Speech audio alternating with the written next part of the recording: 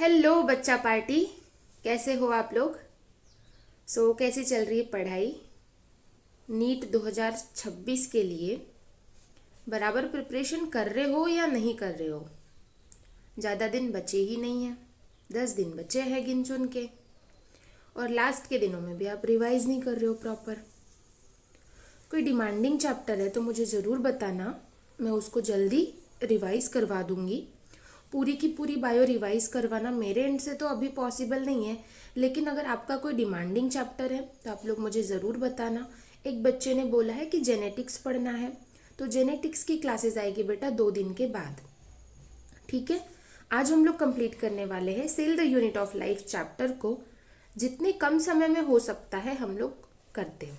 ठीक है, चलो शुरू करते हैं। एक चीज़ और, अगर आप चैनल पर नए हो तो चैनल को सब्सक्राइब करना, वीडियो पसंद आए तो वीडियो को लाइक करना और कमेंट में ज़रूर बताना कि क्लास तुम्हें कैसी लगी। ठीक है, चलो शुरू करते हैं cell the unit of life chapter को। मैं इसमें से आपको ऐसे कोर कॉन्सेप्ट्स बता दूंगी जिसमें से मेनली सवाल पूछे जाते हैं। तो अगर मैं साइंटिस्ट से रिलेटेड बात करूं इस चैप्टर के, तो इसमें पर्टिकुलर इतने साइंटिस्ट हैं जिसमें से सवाल पूछे जाते हैं। तो सबसे पहला सवाल पूछा जाता है, रॉबर्ट हुक ने क्या डिस्कवर किया था। तो उन्होंने पहली बार सेल डिस्कवर किया था। एंटन वॉन लेवेनहुक ने फर्स्ट लिविंग सेल को डिस्कवर किया। रॉबर्ट ब्राउन ने न्यूक्लियस को डिस्कवर किया। मैथ्यू श्लीडन बॉटनिस्ट थे, थियोडर श्वान जूलॉजिस्ट थे। श्लीडन एंड श्वान ने दोनों ने मिलकर सेल थ्योरी को दिया। रुडोल्फ विर्चॉव ने ओमनिस सेलुला ई सेलुला का कॉन्सेप्ट दिया। ठीक है, उन्होंने सेल थ्योरी को मॉडिफाई भी किया। ठीक है, सिंगर एंड निकोलसन ने फ्लूइड मोज़ेक मॉडल दिया। कैमिलियो गोल्जी ने गोल्जी बॉडी को डिस्कवर किया। जॉर्ज पैलेडे ने पैलेडे पार्टिकल डिस्कवर किया, जिसे हम लोग राइबोसोम बोलते हैं। ठीक है, उसके बाद इंट्रोडक्शन वाला पार्ट शुरू होता है इस चैप्टर का। उसमें क्या चीजें हैं, ऑर्गेनिज्म या तो सिंगल सेल से बना हुआ हो सकता है या मल्टीपल सेल से बना हुआ हो सकता है। अगर वो सिंगल सेल से बना है तो हम उसे यूनिसेलुलर बोलेंगे, और मल्टीपल सेल से बना हुआ है तो हम उसको मल्टीसेलुलर बोलेंगे। अब सिंगल सेल से बना है तो ऑब्वियसली वो सेल जो है बहुत सारी अपनी चीजें करने के लिए या इतनी तो चीजें करने के लिए कैपेबल हो जो उसे जिंदा रखने के लिए जरूरी हो। तो yes, unicellular organisms are also capable of independent existence and essential functions of their life. Okay, ये चीजें हो गई। देन साइज क्या है, यह साइज वाली जो चीजें है वो देख लो। स्मॉलेस्ट सेल है हमारा माइकोप्लाज्मा, लार्जेस्ट सेल ऑस्ट्रिच का एग, लॉन्गेस्ट सेल है नर्व सेल। माइकोप्लाज्मा का साइज हो जाएगा हमारा 0.3 माइक्रोमीटर, बैक्टीरिया का 3 to 5 माइक्रोमीटर, आरबीसी का 7 माइक्रोमीटर। ठीक है, न्यूक्लियर मेम्ब्रेन जिसमें एब्सेंट होगा उसको हम बोलेंगे prokaryotic cell, and nuclear membrane जिसमें प्रेजेंट होगा उसे बोलेंगे हम लोग यूकैरियोटिक सेल। ठीक है, यहाँ पे एक की पॉइंट की बात करूं तो cells are the basic structural and functional unit of life. They may be unicellular और multicellular. Their discovery and study by various scientists have helped us understand the living world. Then एक fascinating fact की बात करूं तो a single celled organism perform all life functions on its own while multicellular organisms have specialized cell working together. Multicellular organism में एक particular काम करने के लिए एक पर्टिकुलर सेल होती है, स्पेशलाइज्ड सेल होती है, लेकिन सिंगल सेल में एक ही सेल ऐसी होती है जो सारा का सारा फंक्शन परफॉर्म कर रही होती है। Okay, then we will move towards prokaryotic cell. तो प्रोकैरियोटिक सेल में जो एग्जांपल्स आ जाते हैं वो है हमारे बैक्टीरिया, पीपीएलओ, पीओएलओ नहीं है ये, पीपीएलओ है। ओके, पोलो नहीं है, PPLO. Mycoplasma, blue green algae. ठीक है, बेसिक शेप्स है बैक्टीरिया के, हम उसकी बात करें तो बैसिलस मतलब रॉड शेप का हो जाएगा, कोकस मतलब स्फेरिकल, विब्रियो मतलब क्वामा शेप का, एंड स्पिरिलम मतलब स्पाइरल शेप का।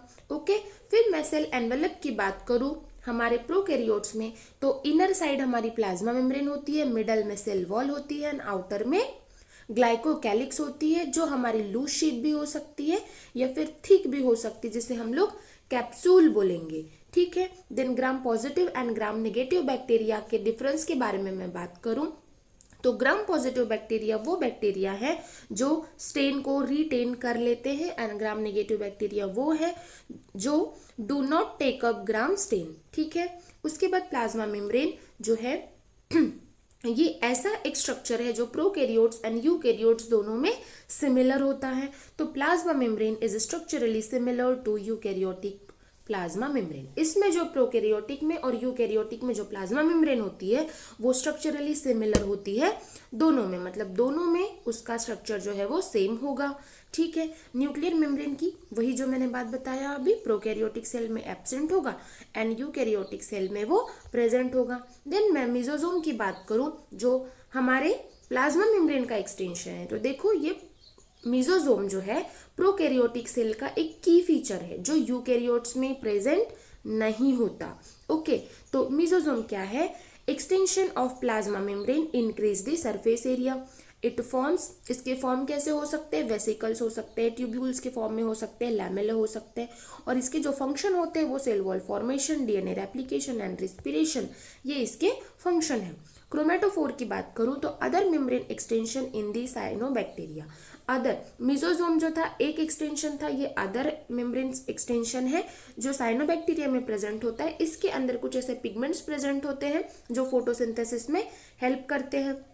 फिर हमारा जो जेनेटिक मटेरियल है वो 3 टाइप का हो सकता है। पहला तो नेकेड होगा, नेकेड हो सकता है जिसमें न्यूक्लियर मेम्ब्रेन एब्सेंट है। जीनोमिक डीएनए हो सकता है या प्लाज्मिड डीएनए हो सकता है। ठीक है, फिर ये प्लाज्मिड डीएनए की बात करूँ तो ये स्मॉल होता है, सर्कुलर होता है, नेकेड होता है एंड रेजिस्टेंस टू एंटीबायोटिक होता है। फिर सरफेस स्ट्रक्चर्स की मैं बात करूँ तो हमारे पास में 3 सरफेस स्ट्रक्चर टाइप की चीजें होती है। पहला हमारा हो गया flagella, then pili and fimbriae. तो फ्लैजिला क्या करता है? मूवमेंट करता है, made up of filament, hook and basal body. इसका जो लॉन्गेस्ट पार्ट है वो हमारा फिलामेंट है। पिलाए की बात करूं, ये अटैचमेंट में हेल्प करता है, made up of pilin protein. Fimbriae की बात करूं, अटैचमेंट में ये हेल्प करता है, ब्रिशल लाइक फाइबर्स इसमें होते हैं। देन राइबोसोम की बात करूं तो 70S टाइप का राइबोसोम हमारे प्रोकैरियोट्स में देखे जाते हैं। इसका अगर सब डिविजन करूं तो 50S plus 30S equals to 70S। 80S नहीं होता। क्यों नहीं होता? क्योंकि वो डेंसिटी का मेजरमेंट है, हम इसको डायरेक्टली ऐड नहीं करते। ठीक है, associated with the plasma membrane. Function is protein synthesis, इसका फंक्शन जो है प्रोटीन सिंथेसिस है। एंड पॉलीसोम किसे बोलते हैं? राइबोसोम्स अगर हमारी एमआरएनए के ऊपर में अटैच हो चुकी है बहुत सारे राइबोसोम, हम उसे पॉलीसोम बोलते हैं। इंक्लूजन बॉडीज की बात करूं तो इंक्लूजन बॉडीज क्या है? Reserve material in prokaryotes are stored in the cytoplasm in the form of inclusion bodies. जो रिजर्व मटेरियल होता है प्रोकैरियोट्स में वो इंक्लूजन बॉडीज के फॉर्म में साइटोप्लाज्म में स्टोर होते हैं। तो कौन से हमारे इंक्लूजन बॉडीज है जो प्रोकैरियोटिक सेल में प्रेजेंट होती है? तो फॉस्फेट ग्रैन्यूल्स के फॉर्म में मिल सकती है, साइनोफाइसियन ग्रैन्यूल्स के फॉर्म में मिल सकती है, ग्लाइकोजन ग्रैन्यूल्स के फॉर्म में मिल सकती है। ठीक है, इस तरीके की चीजें हैं। Then gas vacuoles found in blue, green, purple and green photosynthetic bacteria. हमारे जो blue, green, purple, green and जो ग्रीन फोटोसिंथेटिक बैक्टीरिया है इसमें गैस वैक्यूल्स प्रेजेंट होते हैं जो उन्हें बॉयंसी प्रोवाइड करते हैं। बॉयंसी मतलब उसे फ्लॉट करने में वो मदद करते हैं। ठीक है, यहाँ पे हमारा प्रोकैरियोटिक सेल का रिवीजन हुआ खत्म। अब हम शुरू कर रहे हैं यूकैरियोटिक सेल।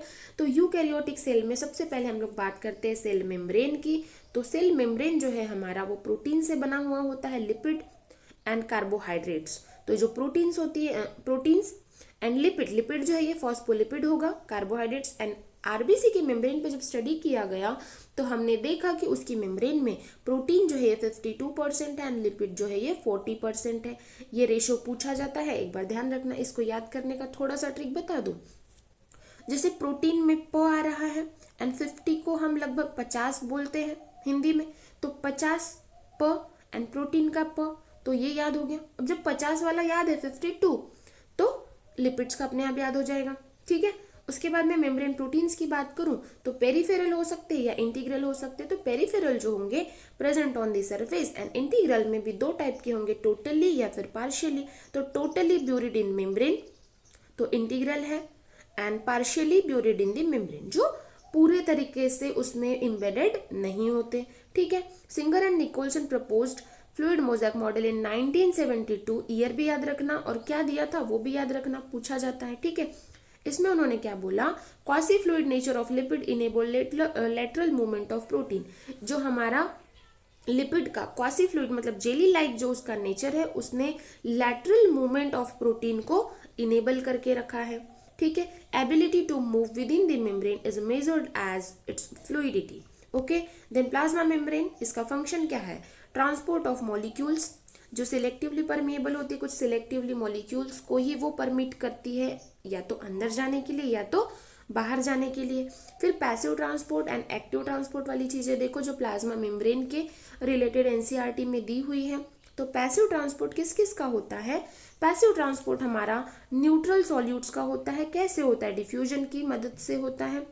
ऑस्मोसिस का मतलब क्या है? Movement of water by the diffusion, उसे हम लोग ऑस्मोसिस बोलते हैं। एक्टिव ट्रांसपोर्ट क्या है? Polar molecules by carrier protein, इसमें करियर प्रोटीन की नीड होती है, मतलब इसमें एटीपी तो यूज होगा, जहां एनर्जी यूज हो रही है उसे हम लोग एक्टिव ट्रांसपोर्ट बोलते हैं। Molecules ions are transported from low concentration to high concentration, example sodium potassium pump. Okay, the fluid mosaic model explains the dynamic and flexible nature of cell membrane, allowing cell to maintain life processes through selective transport and communication. Okay, then cell wall. What is cell wall? Cell wall वो feature है जो सिर्फ plants में present होता है, animals में present नहीं होता, absent in animals, non living and rigid structure है। इसका फंक्शन क्या है? Provide shape to the cell, provide cell protection, cell to cell interaction and provide barrier. Primary cell wall young cell में पाई जाती है, जब वो मैच्योर हो जाती है तो सेकेंडरी सेल वॉल में वो कन्वर्ट हो जाती है जो मैच्योर होती है। मिडिल लैमेला की बात करूँ तो layer mainly of calcium pectate which holds और glue the different neighbouring cells together. ठीक है। एल्गल सेल वॉल जो होती है made up of cellulose, galactans, mannans, mineral like CaCO3, calcium carbonate.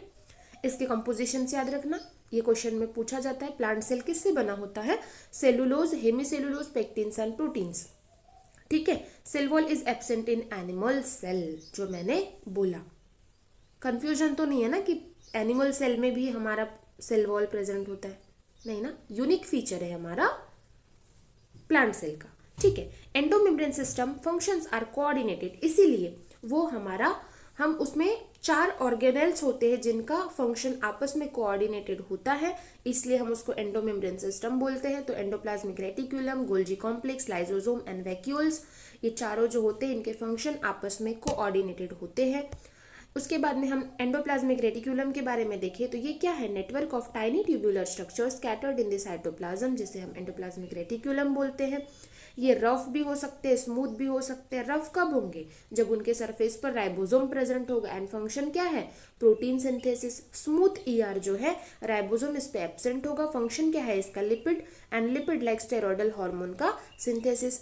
ठीक है। की फीचर की बात करो तो cell wall provide structure and protection in plants while the endomembrane system work together for various vital cellular functions. Okay, then Golgi apparatus के बारे में बात करूं तो ये क्या चीज है? Golgi apparatus densely stent spherical structure near the nucleus.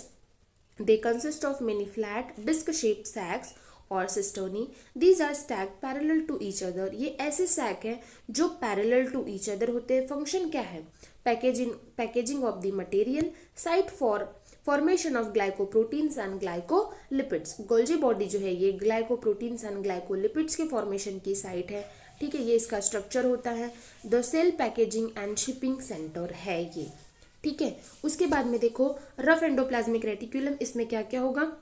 Ribosome तो प्रेजेंट होगा ही होगा, ये इसका स्ट्रक्चर है। ये स्मूथ एंडोप्लाज्मिक रेटिकुलम का है यार, ये गोल्जी एपरेटस का, इसके स्ट्रक्चर में कंफ्यूज नहीं होना है। उसके बाद में लाइसोसोम की बात करूं तो लाइसोसोम क्या है? Membrane bound vesicular structure formed by the process of packaging in the Golgi apparatus. Golgi apparatus में जो पैकेजिंग की प्रोसेस होती है उसमें से ही निकलने वाला ये लाइसोसोम होता है। Very rich in almost all type of hydrolytic enzyme, इसमें सारे टाइप के हाइड्रोलिटिक एंजाइम्स प्रेजेंट होते हैं, जैसे कि lipase, protease, carbohydrase. Enzyme active at acidic pH, exam में पूछा जा सकता है। अगर यहाँ बेसिक पीएच बोला तो ये गलत हो जाएगा। ये कैसे है? इसके जो एंजाइम होते हैं एक्टिव होते हैं एसिडिक पीएच पर। ठीक है। Digestion of carbohydrates, proteins, lipids, nucleic acid ये कराता है। ठीक है। The cell's digestive system that breaks down and recycles material. Okay, then what about vacuoles? Vacuole की जो मेम्ब्रेन होती है उसको हम लोग टोनोप्लास्ट बोलते हैं। Bound space in cytoplasm. ठीक है। Contain water sap, excretory products and non useful things. ठीक है। Can occupy 90% volume of the cell, और ये 90% वॉल्यूम ऑफ द सेल जो है ये प्लांट्स में वो ऑक्यूपाई करता है। एनिमल्स में इतना बड़ा वैक्यूल नहीं होता।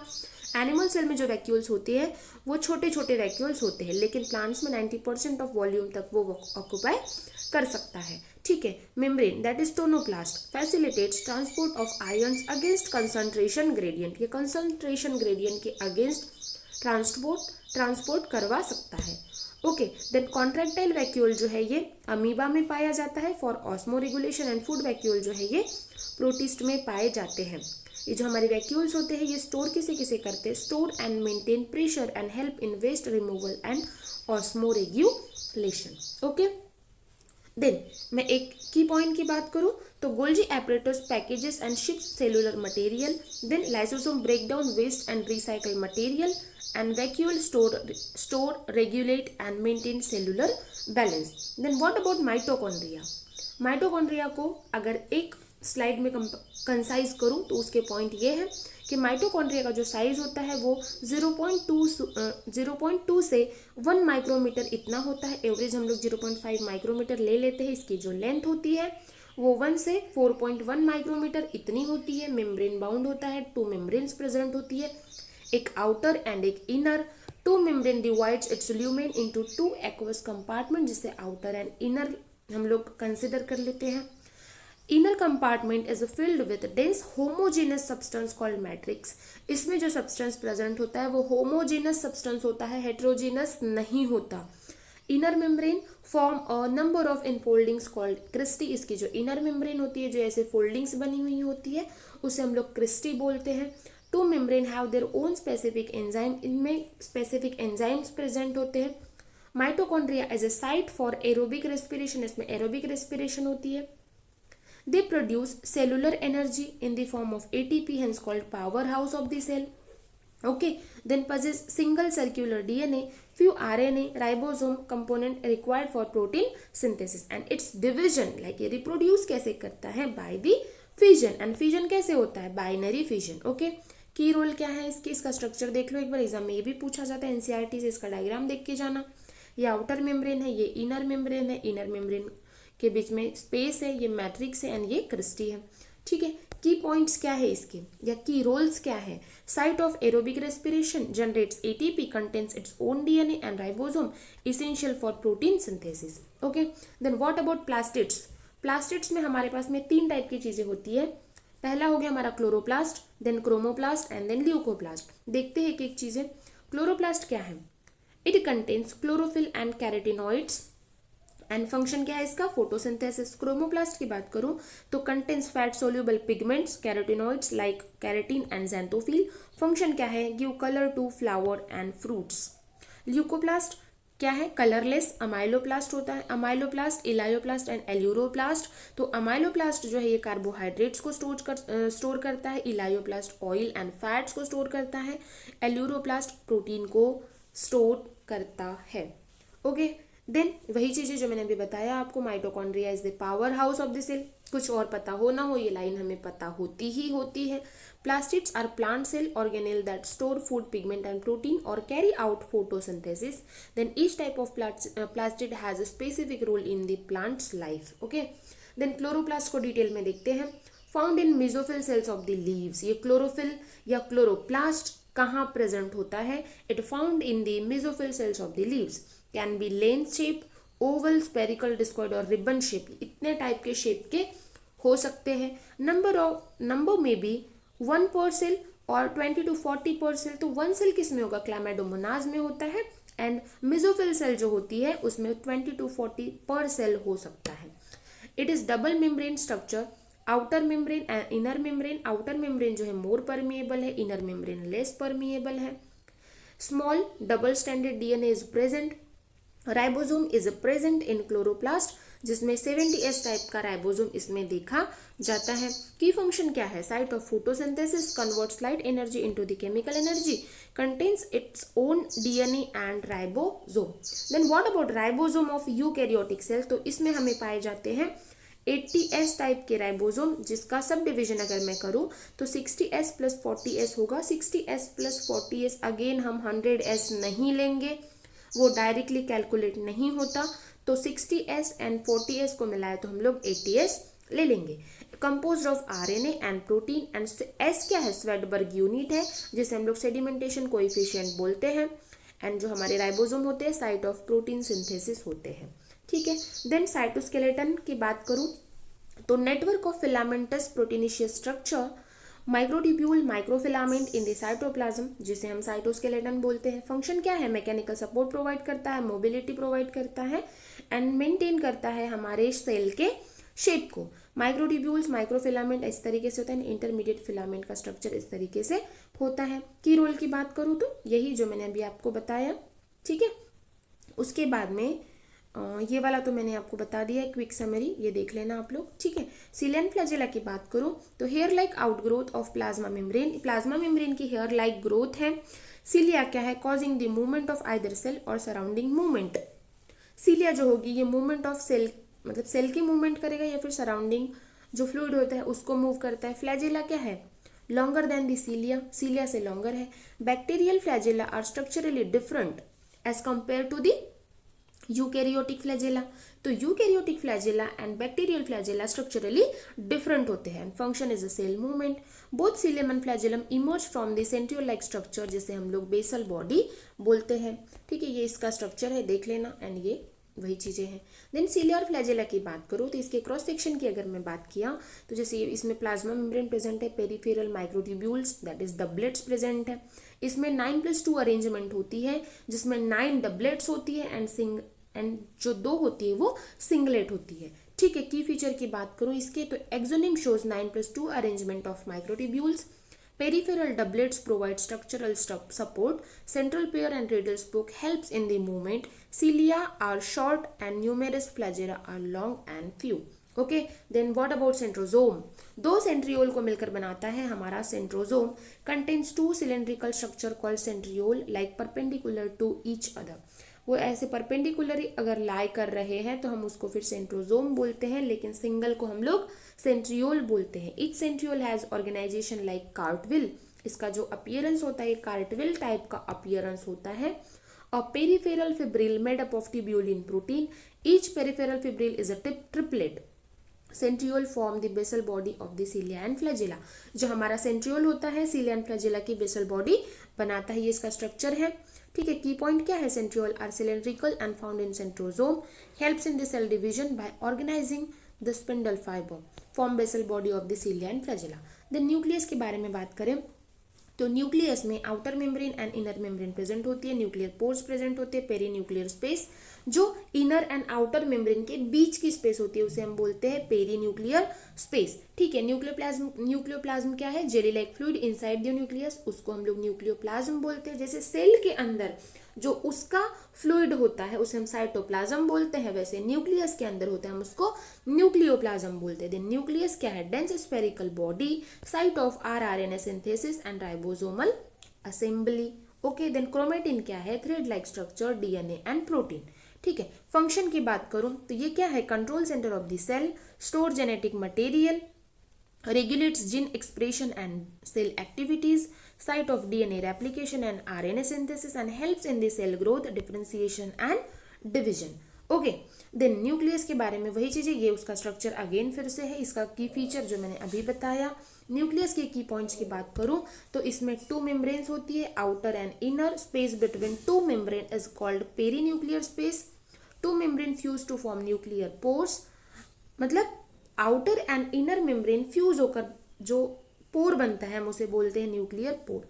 Outer membrane is continuous with ER, जिसकी जो आउटर मेम्ब्रेन होती है वो एंडोप्लाज्मिक रेटिकुलम के साथ में कंटिन्यूअस होती है जिसमें राइबोसोम होते हैं। फंक्शन ऑफ न्यूक्लियर पोर क्या है, passage for movement of RNA and protein molecules.